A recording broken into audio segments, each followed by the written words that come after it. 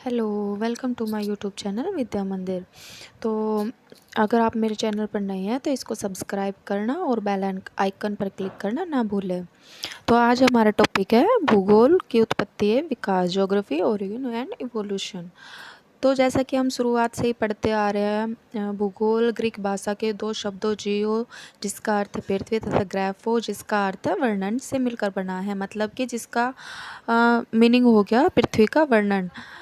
पृथ्वी को सर्वदा मानव के आवास के रूप में देखा गया है और इस दृष्टि से विद्वान भूगोल को मानव के निवास के रूप में पृथ्वी का वर्णन द्वारा परिभाषित करते हैं। तो दूसरे शब्दों में हम कह सकते हैं कि भूगोल विस्तृत पैमाने पर सभी भौतिक एवं मानवीय तथ्यों की अंतर्क्रिया और इन अंतर्क्रियाओं से उत्पन्न स्थल रूपों का अध्ययन करता है।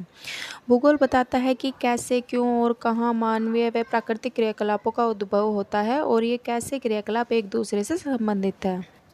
तो जैसे हम आसान शब्दों में कह सकते हैं, जो भूगोल है वह पृथ्वी पर मानव की क्रियाकलाप, मतलब मानव की जो भी क्रियाएं होती है और प्रकृति द्वारा जो भी क्रियाएं होती हैं उन सब का उद्भव और उन सब के बारे में बात करते हैं।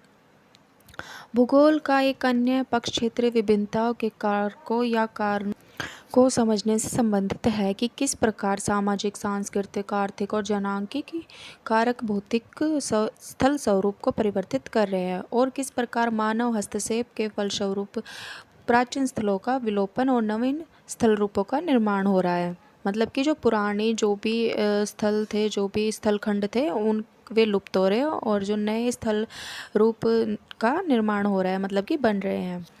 संसाधनों के सतत रूप में प्रयोग व पर्यावरणीय प्रक्रियाओं के बारे में अधिक जानकारी तथा यह समझने हेतु कि समस्याओं के समाधान में भूमि उपयोग योजना किस प्रकार सहायक हो सकती है, भूगोल का अध्ययन आवश्यक है।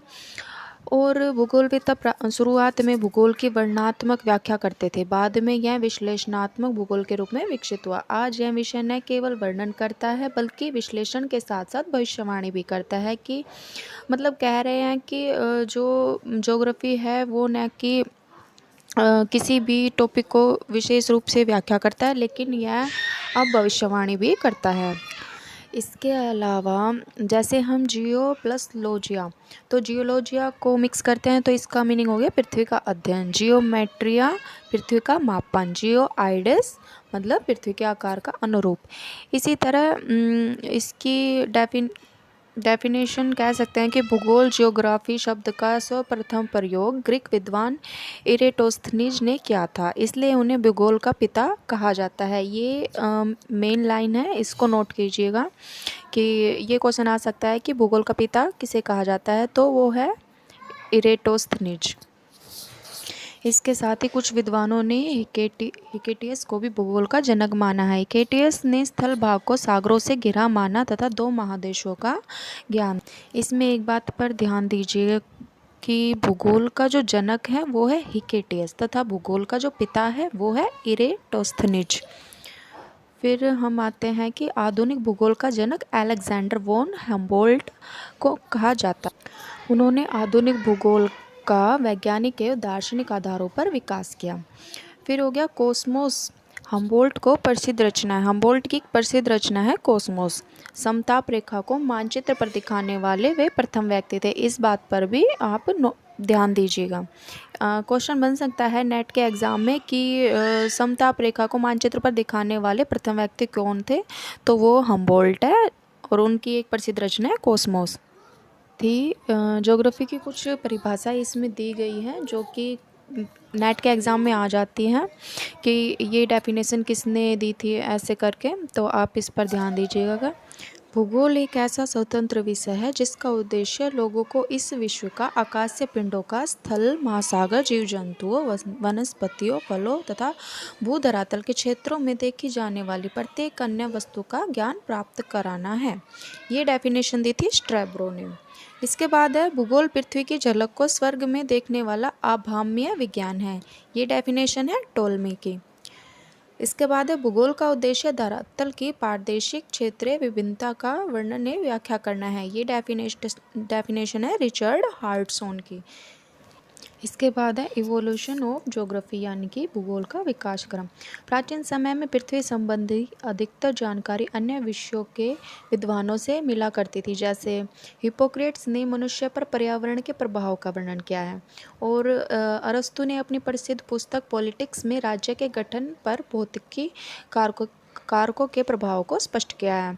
इसी तरह 18वीं शताब्दी में नवीन भौगोलिक भूभागों तथा समुद्री मार्गों के अन्वेषण से सजीव भौगोलिक विवरणों का लेखन कार्य शुरू हुआ, क्योंकि इनमें यूरोपीय उपनिवेशों के विजय अभियान जुड़े हुए थे। नेक्स्ट है आर्थिक हितों से प्रेरित 19वीं शताब्दी के आरंभ से ही उन भौगोलिक विवरणों का सुव्यवस्थित अध्ययन शुरू हो गया, अर्थात भूगोल का एक स्वतंत्र अध्ययन शुरू हुआ, जिसमें A.V. हम्बोल्ट एवं कार्ल रिटर का अतुलनीय योगदान रहा है। देन इसके बाद 20वीं शताब्दी के प्रारंभ में भूगोल का अध्ययन मानव और पर्यावरण के पारस्परिक संबंधों के रूप में शुरू हुआ। इसके अध्ययन से संबंधित भूगोलवेत्ताओं के दो गुटों का निर्माण हुआ, जिनकी अपनी अपनी विचारधाराएं थी। फिर है पॉसिबिलिज्म, मतलब कि संभावनावाद। इस विचारधारा के अनुसार मानव अपने वातावरण में बदलाव लाने में सक्षम है तथा प्रकृति से प्राप्त अनेक संभावनाओं का अपनी इच्छा अनुसार दोहन करने की योग्यता रखता है। और फिर इसके बाद फ्रेडरिक रेटजेल ने अपनी पुस्तक एंथ्रोपोजोग्राफी में विश्व के विभिन्न लोगों पर भौतिक पर्यावरण के प्रभाव को स्पष्ट किया है। नवनियतिवाद के सिद्धांत का प्रतिपादन ग्रिफिथ टेलर ने किया था। समय के विभिन्न कालखंडों में भूगोल का निरंतर विकास होता रहा तथा आधुनिक काल में लोकप्रिय विषय के रूप में प्रतिष्ठित हुआ। इस विषय को अंतर्गत अंतरिक्ष में घटित होने वाली विभिन्न घटनाओं से लेकर पृथ्वी के उद्भव एवं उस पर जीवन का विकास, स्थलखंडों का निर्माण व आवासन, मानव के सामाजिक, आर्थिक, सांस्कृतिक एवं राजनीतिक बदलावों इत्यादि को सम्मिलित किया जाता है। देन इसके बाद हो गया डिटर्मिनिज्म यानी कि निश्चयवाद। इस विचारधारा के अनुसार मनुष्य के सभी कर्म प्रकृति द्वारा निर्धारित होते हैं, अतः मनुष्य अपने मन से सब कुछ नहीं कर सकता, अर्थात उसकी स्वतंत्रता सीमित है। इसे नियतिवाद भी कहते हैं। इस विचारधारा के समर्थक फ्रेडरिक रेटजेल रहे हैं। Thank you watching my video. अगर आपको मेरी वीडियो पसंद आई तो इसे लाइक, शेयर एंड सब्सक्राइब करना ना भूलें। Thank you.